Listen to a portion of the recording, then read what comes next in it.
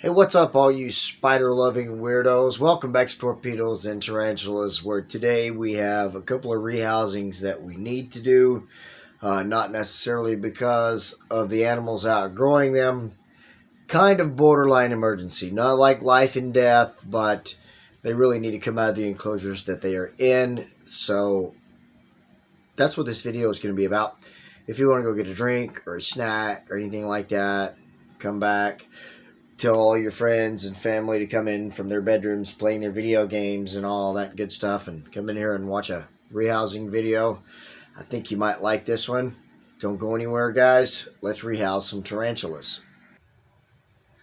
Alright, so this first tarantula is a sexually mature adult.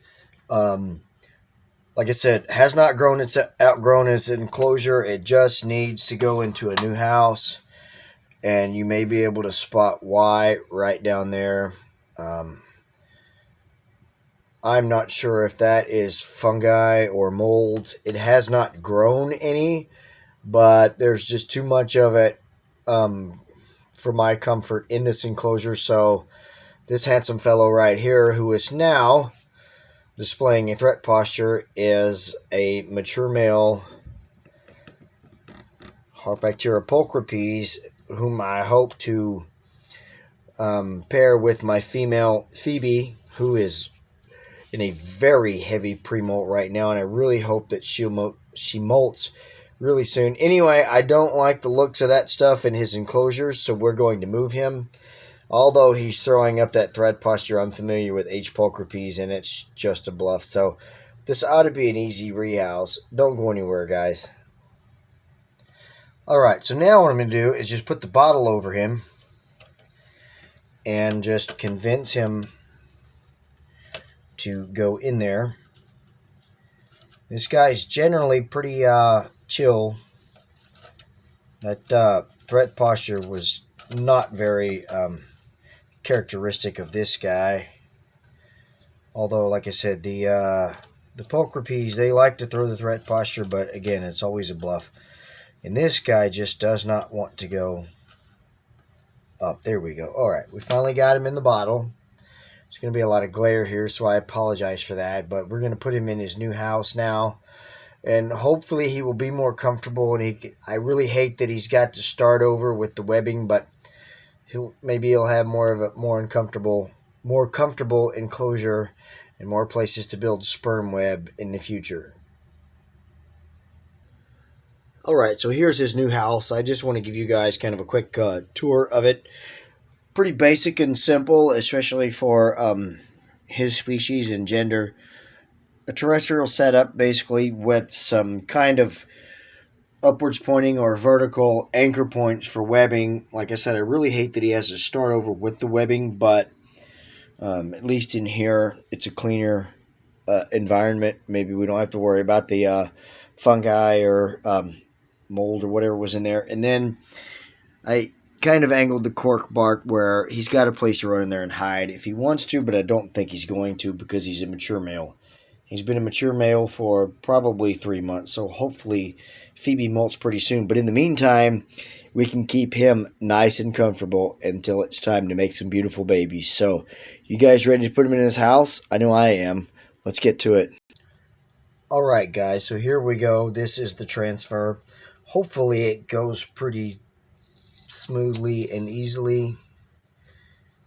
Like I said, he hasn't been super defensive or aggressive. He's been more stubborn, as you can see. But hopefully we can get him down this new house, and he will make himself at home, and he will start webbing like crazy, especially sperm webbing. Sorry, guys. I'm just tripping all over my words today here.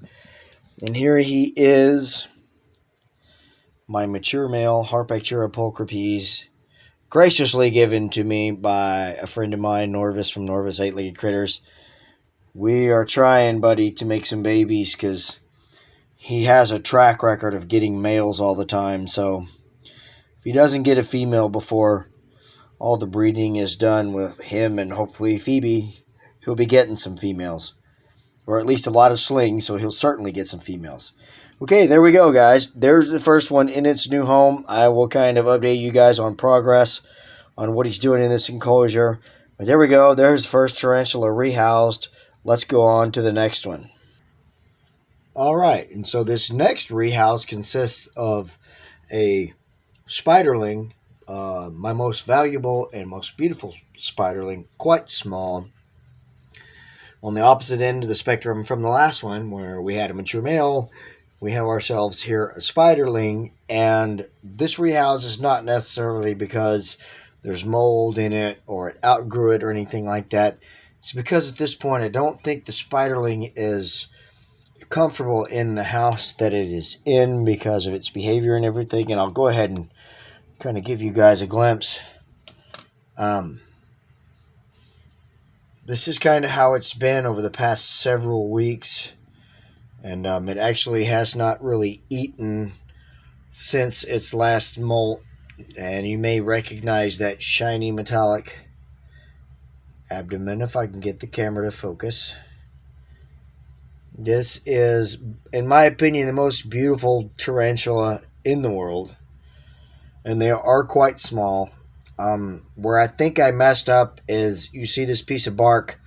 It's pretty smooth. There's not a whole lot of indentions or nooks or crannies for this little guy to build its little web trapdoor. So it actually built that first little web sock there a couple of weeks after I had it complete with trapdoor. And then it stayed in there for a while, and then it molted. And then after that, it came out and started a second web sock, which is where it's trying desperately to hide, but it's not being very successful because there's no trapdoor on it. But that has been the situation for weeks after weeks, probably at least a month or more for this tarantula. So I think that it's just not the right environment for it. So I'm going to change the landscape up a bit and kind of upgrade the size of the enclosure, and hopefully that works. So get ready, guys. You're about to see a jewel right here.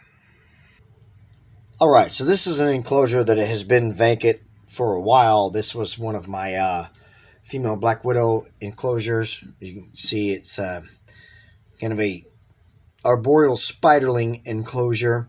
And so what I did here differently from the other one was that I took a flat piece of cork bark that I got from a friend of mine who got out of the hobby. It's in a strip like this, and it's got so many different indentions and grooves and everything. So I just cut the piece off the size that I need, and then I put one very small dab of hot glue on the backside. I really hate hot gluing the crap out of stuff in an enclosure because you may need to reuse that enclosure later, but not necessarily the background or whatever. So here's what I did. Now you can see that nice deep groove in the bark there. There's many places for it to make its little trapdoor or whatever, and I've watched a few videos. Like I said, there's not a ton of stuff out there as far as the husbandry on these guys goes, but when you put them in there, you want to give them some materials to use to make a trapdoor. So what I've done is I've given them some broken up lichen, and then there's some moss, and then there's some crumble up leaf pieces in there. So hopefully this tarantula will make a trapdoor somewhere in this little groove here. So just keep that in mind later on if videos come along and it actually has settled into this thing and it's made a really awesome arboreal trapdoor. Can't wait for that, hopefully. So remember that. Let's get this thing out. Let's get a look at it. Let's get it in its new house. All right, at this point, I'm going to attempt to coax it out. Hopefully we can get a brief look at it, and then we'll transfer it into... Oh, wow.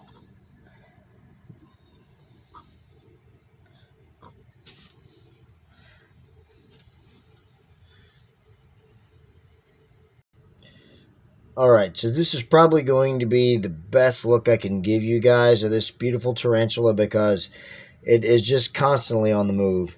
I had to pause the video there and stop it because it did exactly what I did not expect it to do, which was to jump and bolt, and it's been kind of on the move since. So I think we need to get it into its enclosure before we lose it, because I would absolutely commit suicide if I lost or killed this spiderling right here. So trying to get it off my hand. Hold on, guys.